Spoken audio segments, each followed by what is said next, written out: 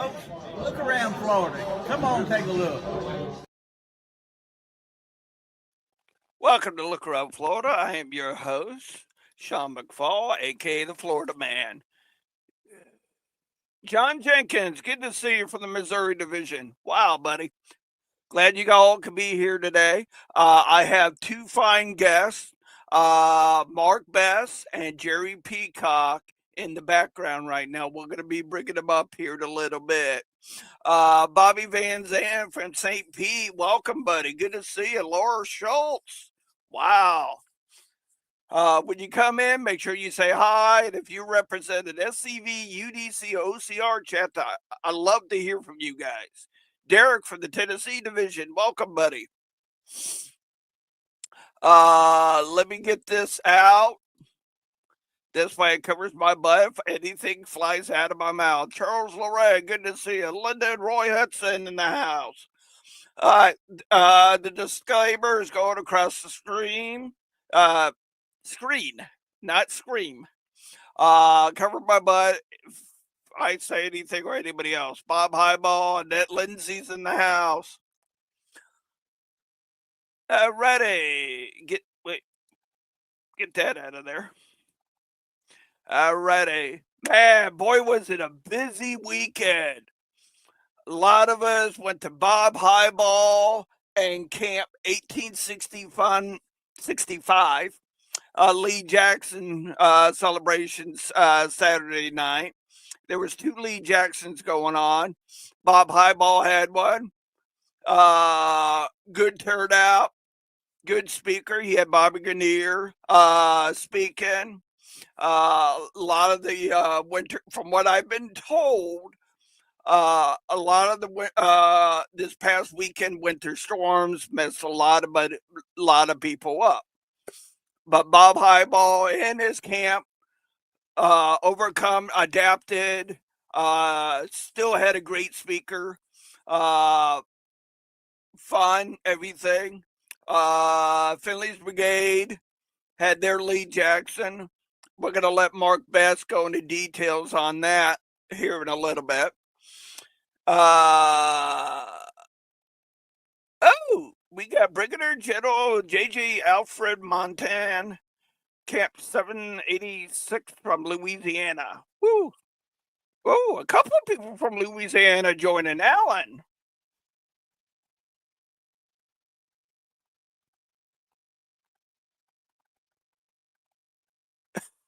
Lewis, how you been, buddy? Haven't seen you for a while. Let me put this up. This way you can see, you'll be able to see some of the comments that are coming in, either if you're on Facebook or YouTube. We stream to both. Glad you can be here, Lewis. Like I said, busy weekend. We're gonna use a little video that Bob Highball's camp put out on their Facebook page. Kind of give you an idea of their Lee Jackson. As soon as I find it, I had it up. There we go. Let me bring that up.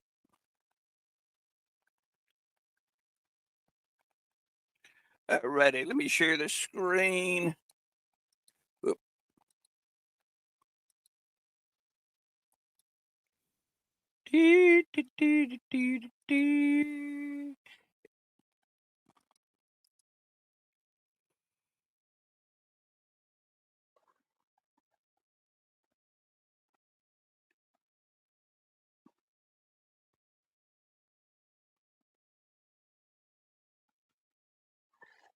This is what I was saying. They overcome, adapted, and it was a very good Lee Jackson dinner.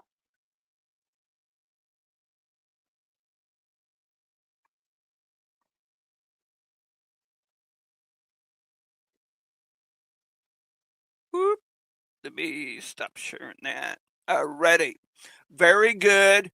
Bob Highball and Camp 1865. Well done. So, yes, thanks, Derek, for mentioning that. With the winter storm, we do have some brothers and sisters outside of Florida that may have some power issues in that. Radio station I listen to that's out of I think Colorado area. One of their speakers is living in a hotel right now because they haven't had power since Saturday. Keep that in mind and donate to the relief fund. Let's help out our brothers that might be having some issues up there all over the South. Thank you, Derek, for that. Ready. Let's bring up our guest. Hi, gentlemen. How you doing tonight? Hello, Sean. Excellent, excellent. Good. Alrighty. Mark, let's start out with you, and you can talk about you, Lee Jackson, anything else you want. Well, first, thanks for letting me on the show. Our Lee Jackson was a smashing success. We had a young lady who was she's a first impressionist, and she portrays Rose O'Neal Greenhow, who we all affectionately know as Confederate Rose. She came all the way down from New York for this event. She did a 1 hour presentation. There was not a sound in the room. It was dead quiet while she did her work. You would have thought that Rose was in the room with you.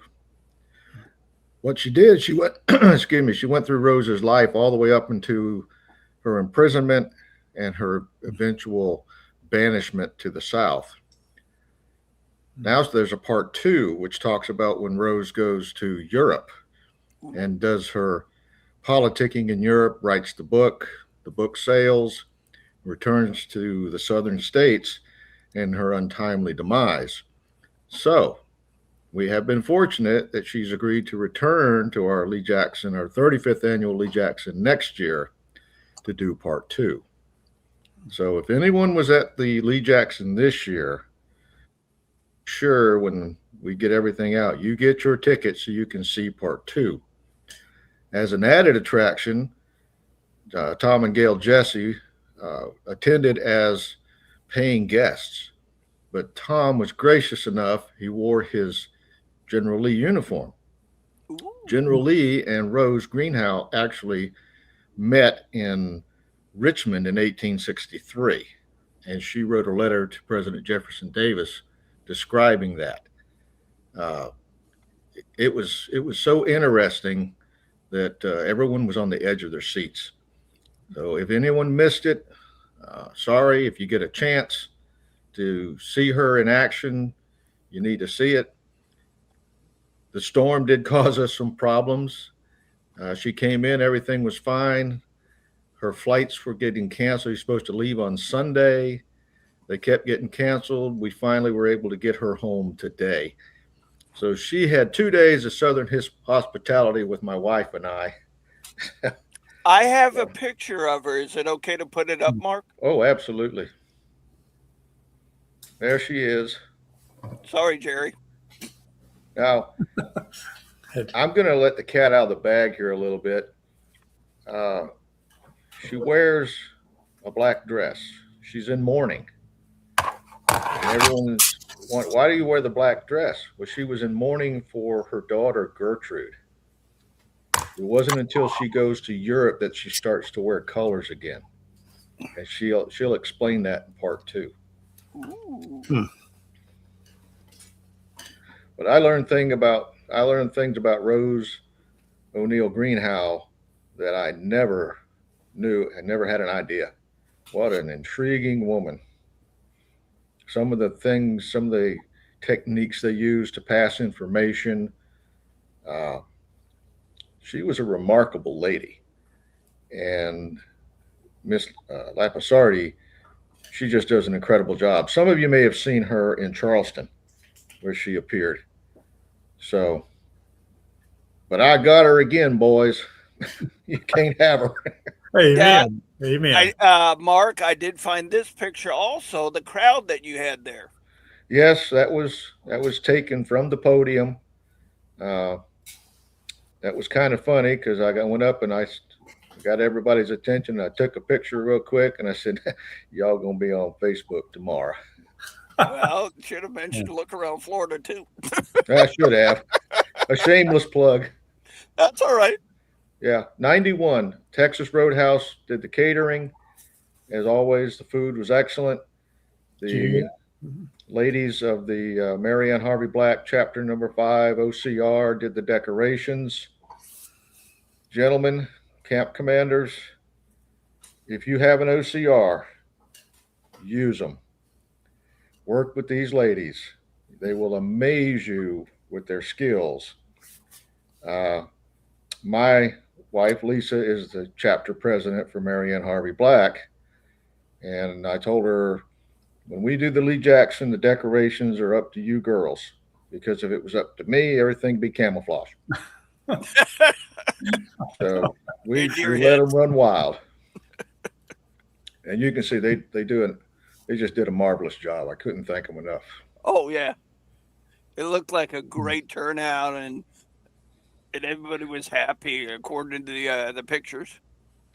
Yeah, I can't thank Tom Jesse enough. He was a paid ticket holder, and yet graciously wore his uniform, so people could photograph him and Rose together. When are you going to have those two in the same room? Good question. I can get Thomas just anytime, but I got to get with you to get her information. I'll send it to you. I will tell you this: if you're going to get Tom, get him quick because he books out a year in advance. Oh, I know he does. I'll see him again in March when he comes to Natural Bridge. So yeah, and he'll probably be a little lusty again. So yep, he usually is. I know he's normally at a lusty. Yeah. Ooh, alrighty. Is everybody ready for a reunion? Yeah. Amen. Yep. I am looking forward to reunion. I'm just waiting. I'm just waiting for the website to get rocking and rolling and up, and I can start promoting it so we all can pre-register. Yep. I'm ready. I'm ready. Speaking of I'm reunion, as we know, this year it is an election year. We've already had some announcements go out. It's in Ocala, Lewis. Yes. From what I'm understanding, it's back at the same hotel location as it was last year. As soon as Bob Highball gets everything together, he'll be back on and go into details with us. As we know, it's an election year. We've already had some announcements. Who wants to go? Well, since it's an election year, I'll jump out of the tree first. I am currently the 5th Lieutenant Commander for Division and the commander of Finley's Brigade. I just got reelected as commander of Finley's Brigade. So why not? I'm going to throw my hat in the ring to continue as 5th Lieutenant Commander, and I'll keep doing that until they throw my hat out. So. Thank you. Are you hoping? What kind of ideas? Or are ideas you're working with your brigade commanders and your camp commanders you found some success with? Well, it's getting everybody on the same sheet of music. I think Commander Hart has done a tremendous job with division. And we're going to have a new division commander and a new adjutant. Everything's going to be brand new. So there's going to be some growing pains. Everyone, we just need to get together. Camp commanders need to talk with their brigade commanders and talk to your lieutenant commanders. We all need to work together to keep it as strong as we have it now. I would like to see more of the camps work together. When I was 3rd Brigade commander, my goal was to get all the camps in the brigade to work together on a single project of something. It's kind of hard to herd all them cats together, but that's what a brigade is supposed to do. Is you work, the camp works within itself, the camps work within the brigades work within the regions. So I would love to be able to see brigade events, things like that going on. But we're not going to be able to do it without the help of the brigade commanders cracking the whip and being the cheerleaders. And then that's going to have to fall down to the camp commanders, who are going to have to be the cheerleaders for the camp.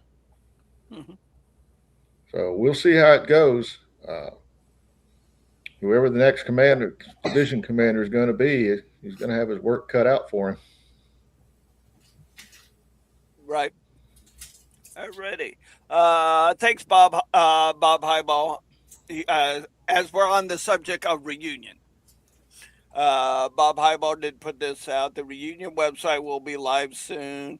I'll let you all know when it is. Jason Boshears is booked as the speaker for the reunion banquet. Woo! I know a lot of people have seen past CIC Boshears speak. If you haven't, you need to take the opportunity to go see him. I always liked him because he doesn't speak at you, he speaks to you. Yep. And he just captures your attention and you're hanging on every word. And you even learn something when he's done. Yeah. Alrighty. Jerry, would you like to go? Well, thank you. I'd like to give you a big thanks, Sean, for having your podcast, having us all on, and having, multiple guests. I think that's what keeps our whole family together of history. Mark, it's an honor and privilege to be here with you.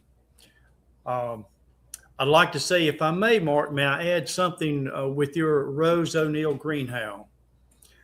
She was one of my particular studies several years back, did a lot of research. She was a very unique person. She was one of the best superb Confederate spies, you might say, we had. I was very impressed with her life's work. She had a rough time, after she lost her husband, still in Society of Washington, D.C., gaining information and growing. Everything was really, I'd say, on the top level, and it's a shame she lost her life so young. There, I think in late October of 1864, we were fortunate to do a reenactment at Fort Fisher. Our unit was in North Carolina, and we visited her grave right there, now it's kind of outside of Wilmington, right there. Beautiful grave. But she was one of our main heroes. And just to top it off, I'm a firm believer in the UDC, the OCR, the Rose, all of that, because everybody knows, or should know, that without our Southern ladies, they were our backbone during the war. And even after the war, look where our monuments came from, and even statues. So I'll just leave it at that.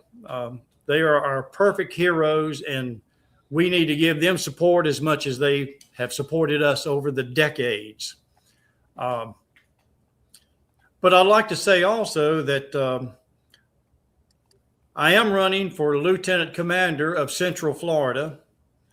And with that said, if I may go back in time a little bit, I am from North Carolina, born and raised, retired from the city of Greensboro with 38 years service, joined SCV Camp 668 in High Point, one of the best. I didn't know it at the time, but they were one of the best camps in North Carolina, and I learned a lot, had some good fellowship there.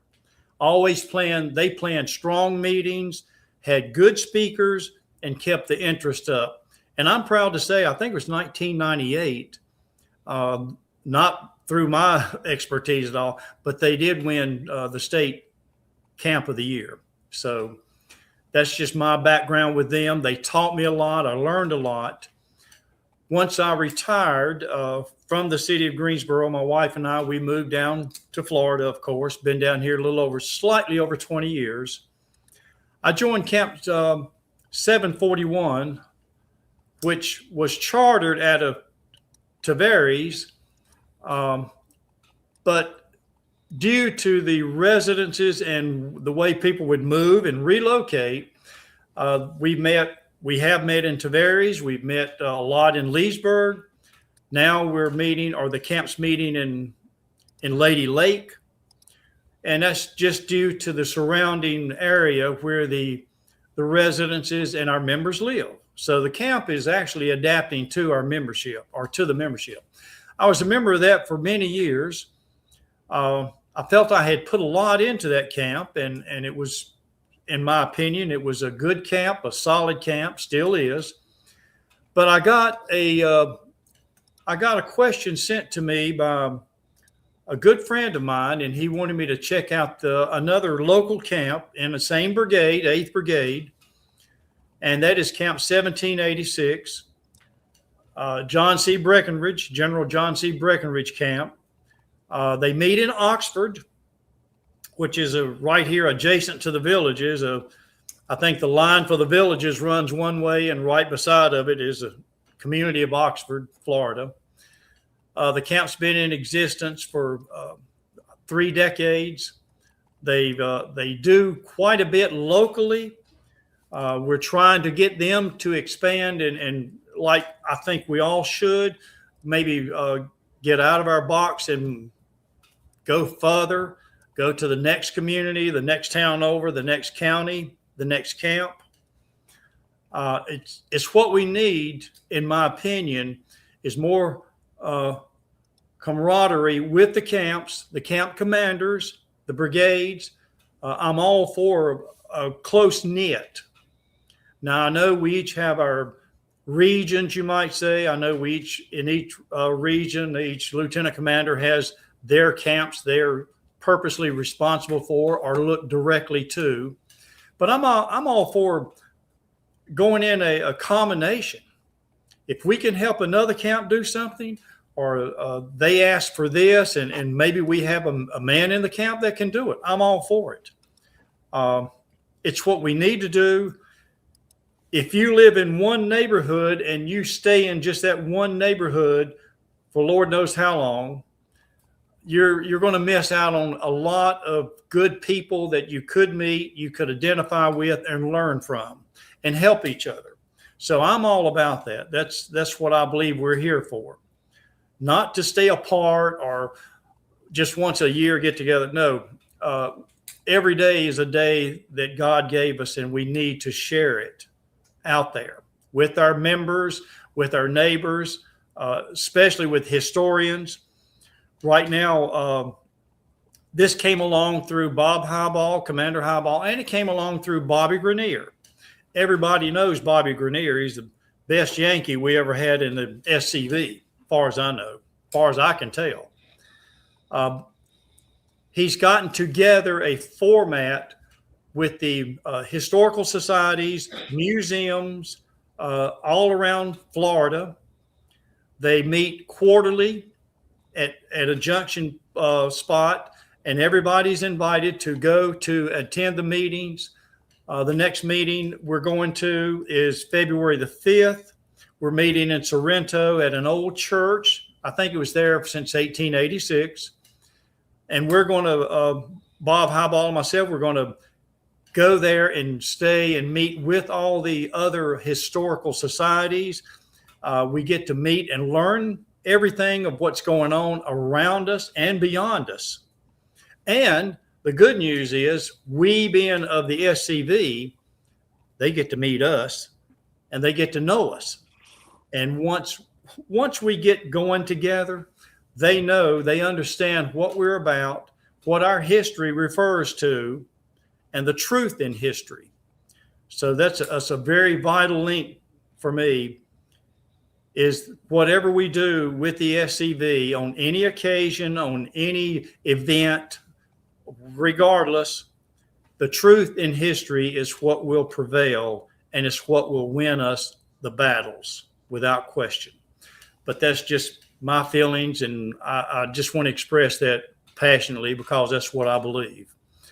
I'd be looking forward to meeting these other camps, getting out more, go beyond this territory, this line, this zone.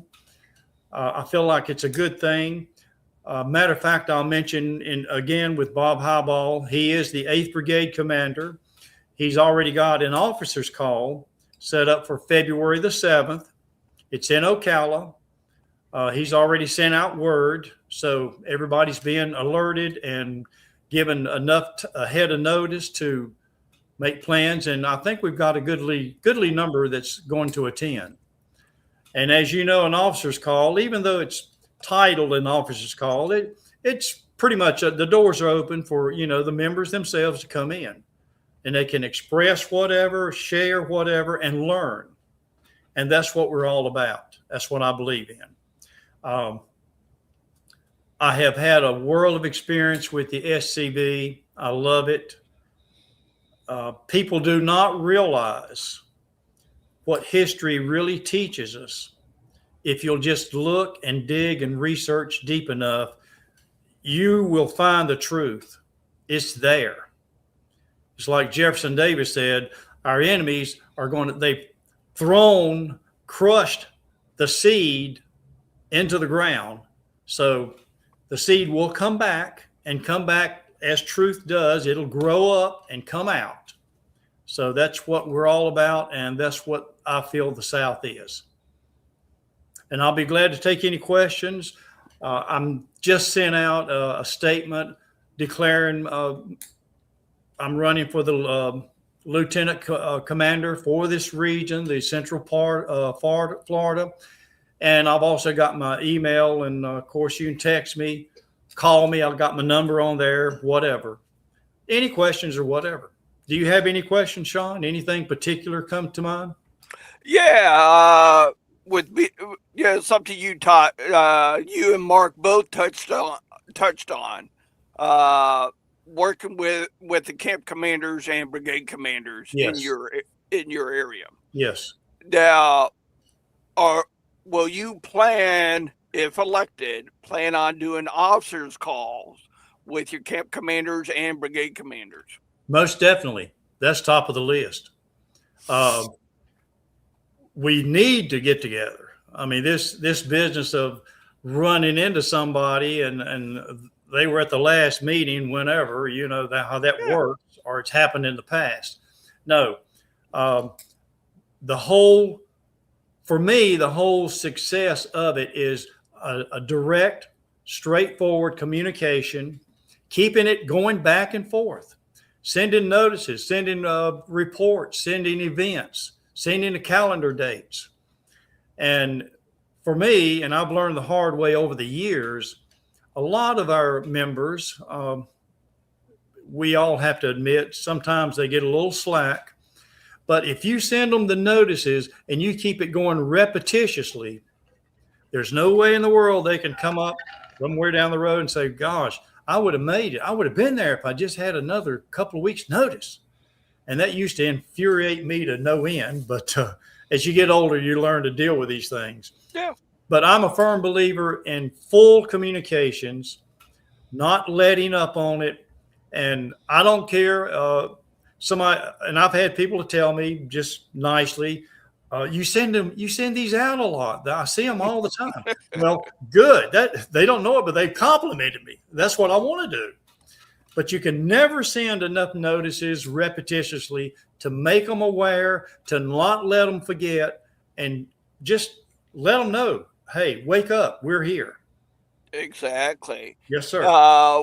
What kind of ideas you got to promote the SCV in your region to help recruit? Recruiting has always been a thorn in our side. There's multiple ways to go about it. I think we need to get our name out there more, our organization's name. I don't care how we do it. That should be out there in the public's eye. I don't care if you hand out the cards or some other, I think Camp 1865, for example, they give out these like a computer coin, and it's got a lot of information on there. Any substance at all that we can experiment. It's really a lot about experimentation. There's not one single way to do it. I mean, technically, but we've got to get our name out there. We've got to get the correct, right exposure. And every time we do that, and every time we're out there, it doesn't matter where or what's going on or what event, doesn't matter. We've got to be the gentleman of the whole group. And we cannot let ourselves be dragged this way or pull that way, or even some people will try to get you a little bit infuriated or ask these weird questions. You know that, and I know it. We can't fall for that. When we're out there in public, it's up to us to manner our own self, to control our own self, and be the gentleman that our ancestors would be at the right time in the right place.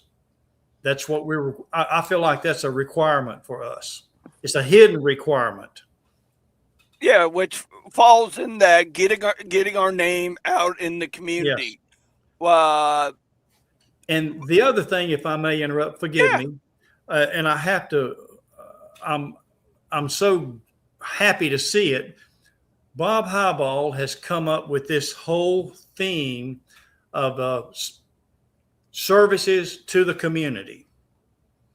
Now, what that's about could be anything like a veteran headstone might need replacing, or maybe a veteran. I think he come up, they came to him about a veteran didn't have a headstone. Well, goodness sakes. That would be up to us to, as American citizens, to get that headstone. They deserve it. That veteran deserves it. His family deserves it. But that's just one step of a community service.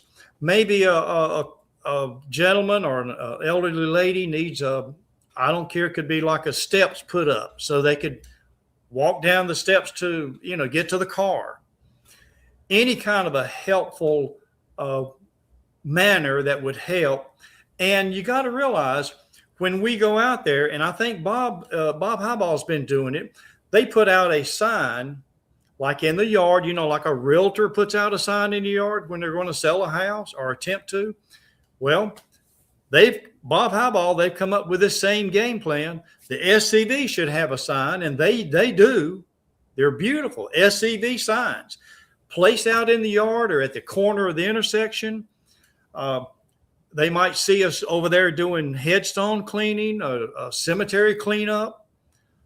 Anything we're doing. Maybe we're delivering something to an elderly person that can't get out.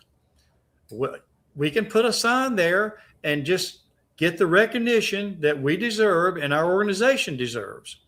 So it's all about promoting ourselves more to the community and more to the people that we can reach out to.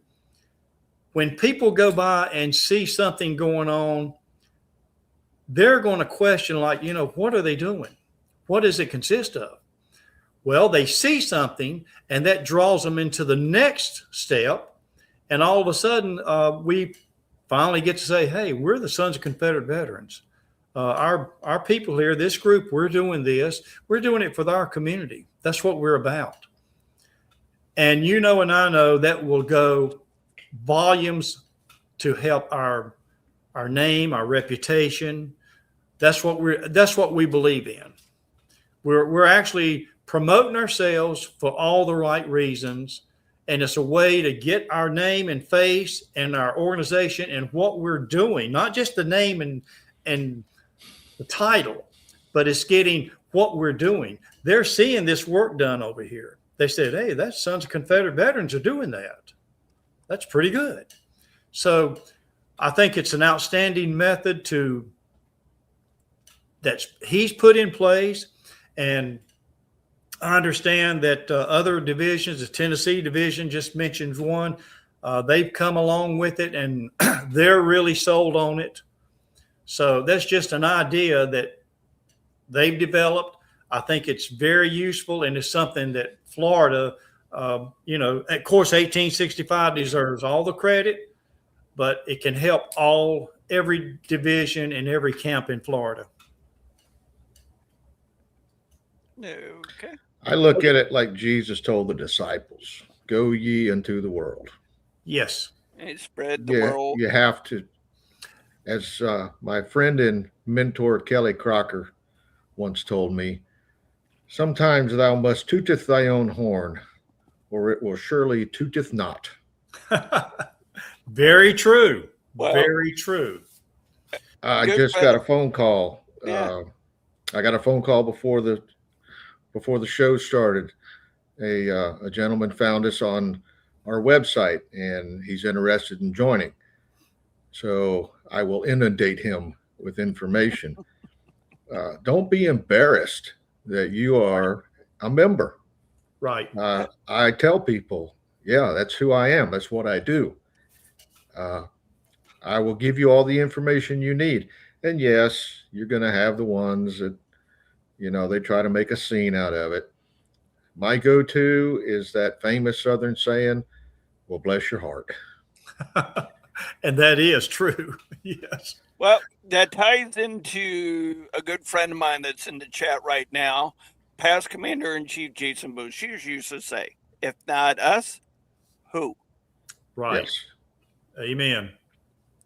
Yes. Amen. And if everybody just took the time, take advantage of the recruitment funds through the division. If we have it again next year, take advantage. Very People good. love trinkets and beads.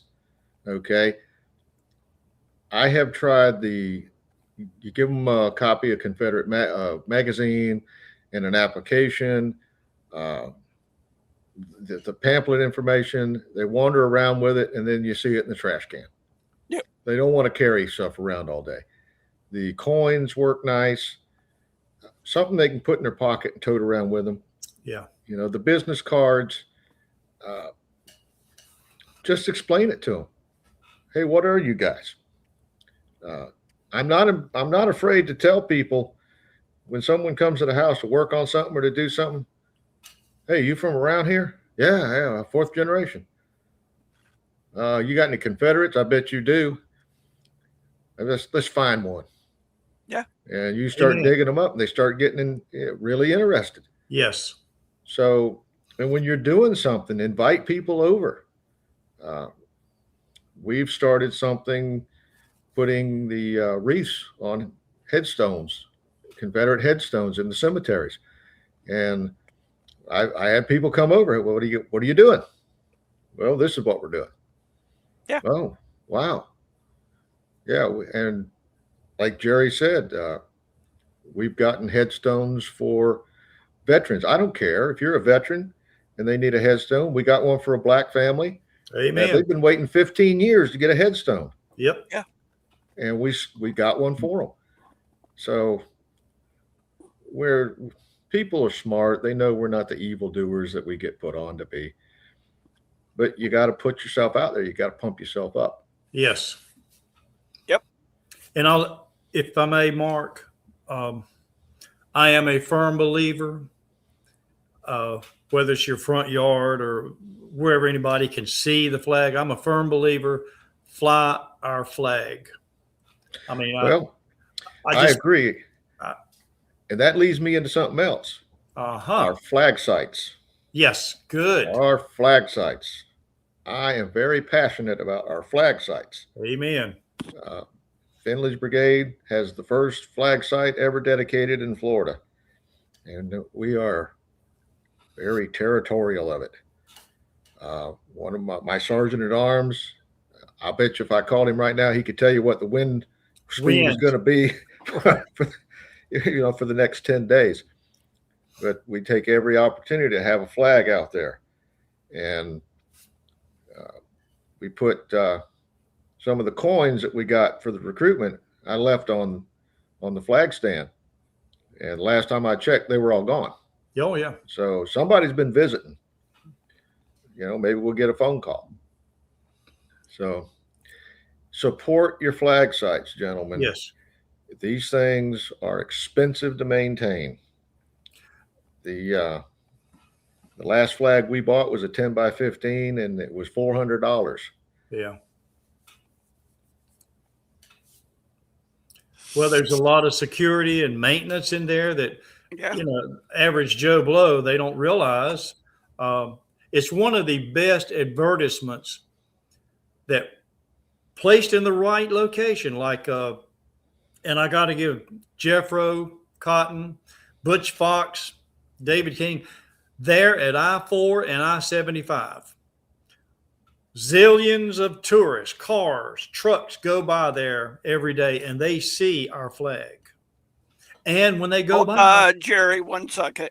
yes, Hey, if you're going to make comments, please be respectful. We're trying to be respectful and not say anything negative. You coming in our house, this is a warning. Be respectful or bye. Oh. Sorry, Jerry. No, I'm sorry. I apologize. But Hey, Sean. Yeah. Bless their heart. bless their heart. Amen. But I want everybody to know that between Jeffro, Cotton, Butch Fox, they handle that flag site like it was in their backyard. And it's seen by a zillion automobiles, families, by the tens of thousands every day.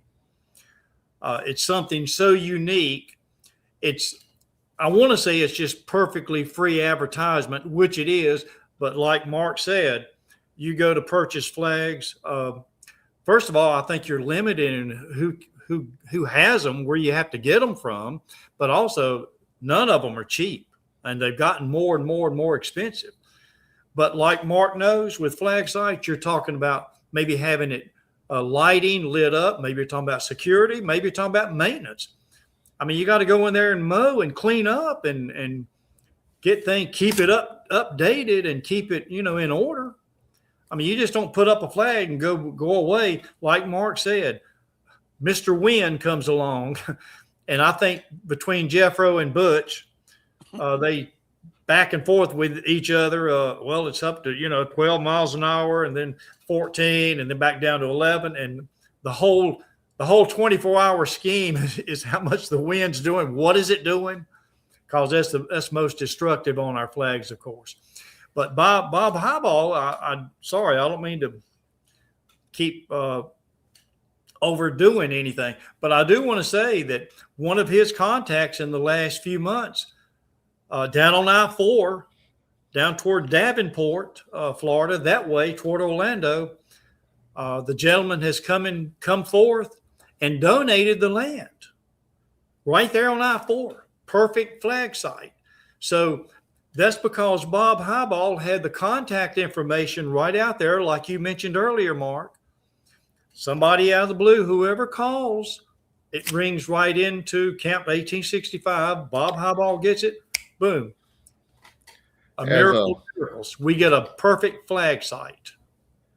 As a career law enforcement officer, I was always taught you never know who's watching. Amen. And what they're gonna get out of your actions. Right. So you never know who's watching. I try to live the way our ancestors would have lived, with some Southern chivalry and genteel. So we just keep plugging along. I was born into this thing. I'm gonna die in it. So amen. Well, I got some major news. Uh-oh. I know a lot of you. A couple of weeks ago, we had David King on, talked about the Cal Cavalry Monument. Well, I am pleased to announce this. It is at the Pioneer Museum in Dade City. Amen. Look at that. Yes, beautiful. There you go. Beautiful. That's the process of moving it to relocate it.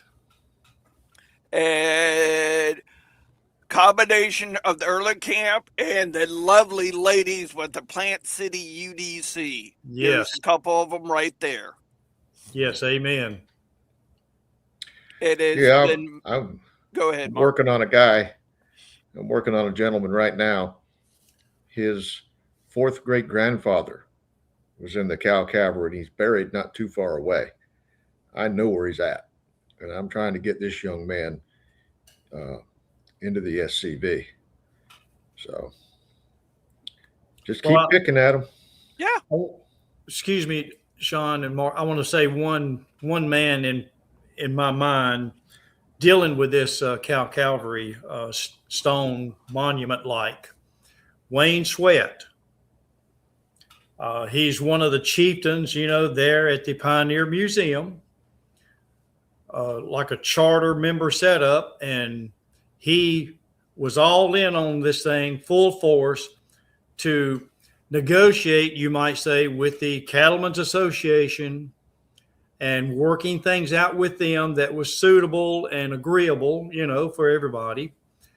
And without Wayne Sweat getting in there in the trenches to do all that, so we could get the Cal monument, get it moved and get it relocated. So thank you, Wayne Sweat, wherever you are, young man. Yes. Well, Wayne didn't do it alone.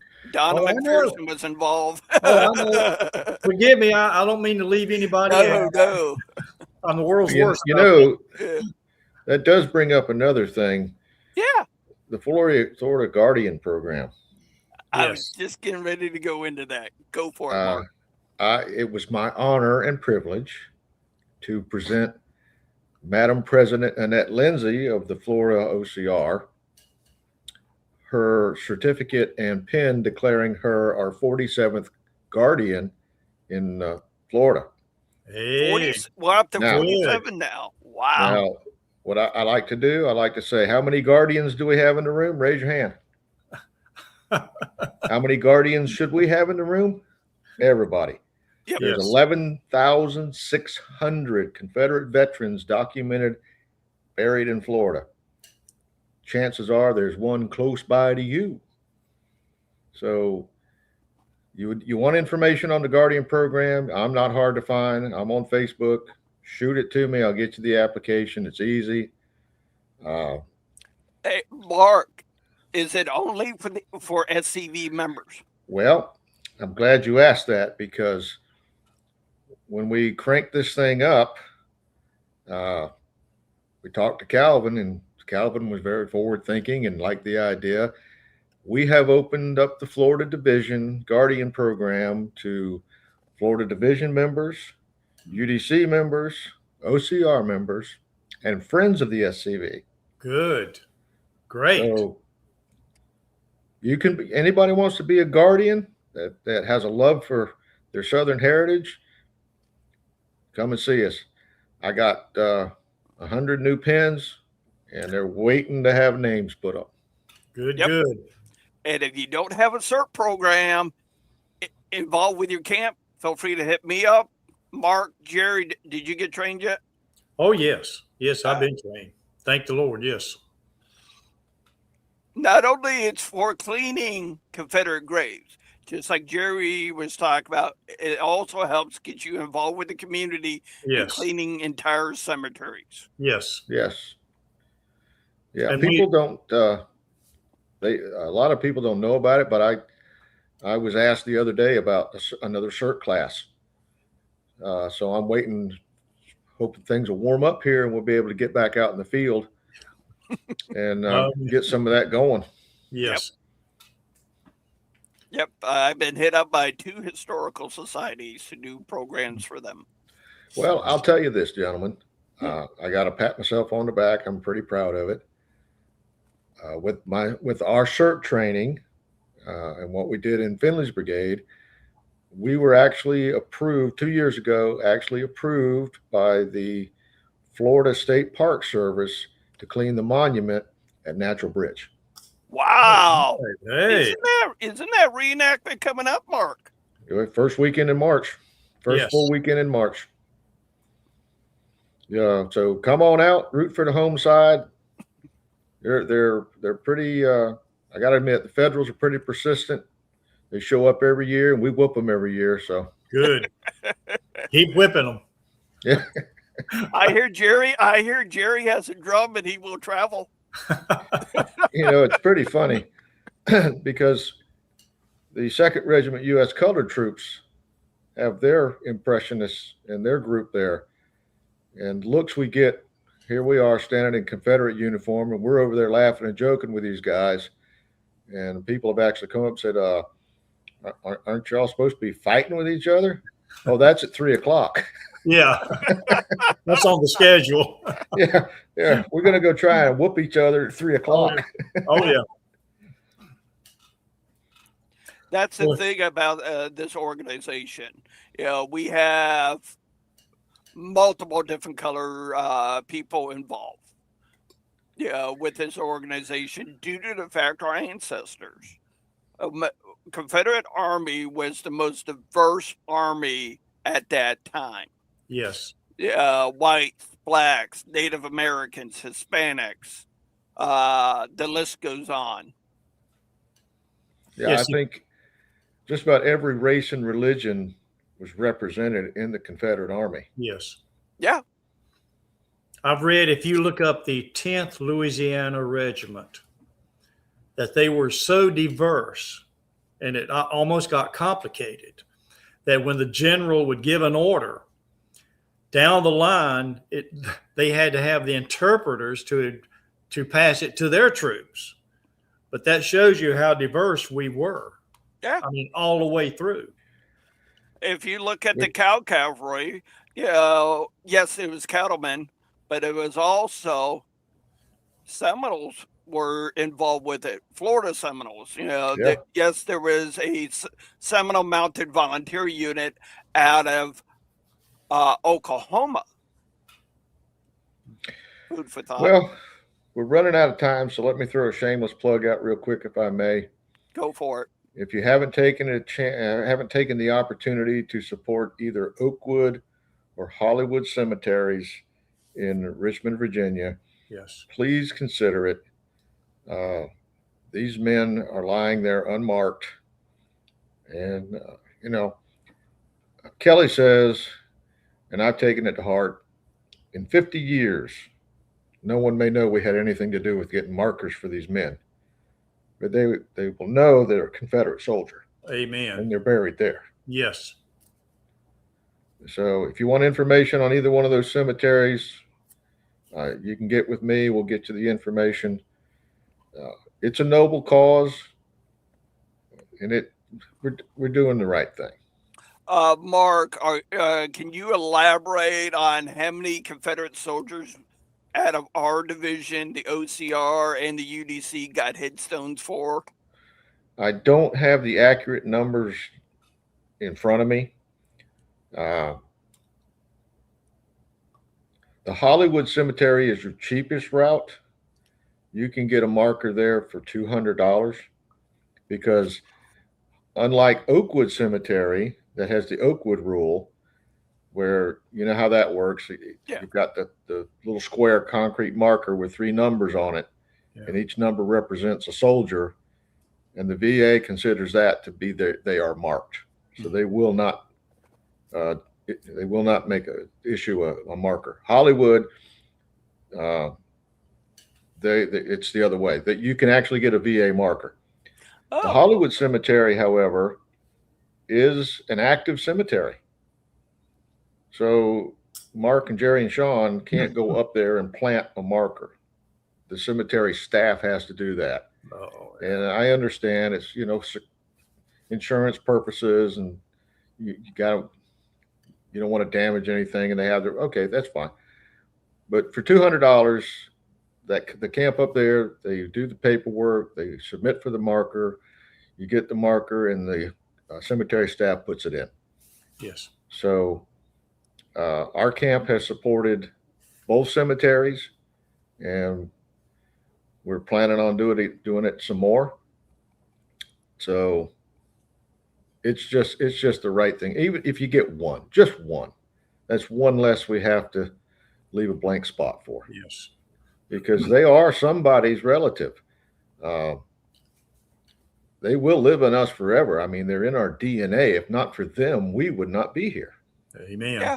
So we do owe them a debt. Right. So I'm going to do everything I can to make it happen. I hope everyone else would consider it. Exactly. Yeah. The one thing that with being involved with different organizations, all circle around cemeteries during the month of wreaths across America. The one thing they teach us is when we're placing that wreath on that grave, shout out that veteran's name so Yes. they are not forgotten. Amen. Let them hear us. Well done. Yeah. Sean, if I may leave you with this, you and Yeah. Mark. Donnie Kennedy came to our camp last Saturday, the 24th, and traveled all the way, of course, from Louisiana. With the weather getting terrible, like they said, he drives here at 11 hours Friday evening, Friday night. We have our camp during the day, noontime, have luncheon, and of course the lovely Granville Bevel UDC, they prepared the lunch for our camp 1786. He comes in, does his presentation and talk, and after 11-hour drive and virtually no rest, and the weather's getting worse by the minute, which he's kept an eye on. He finally decided he needed to go back home directly after our meeting.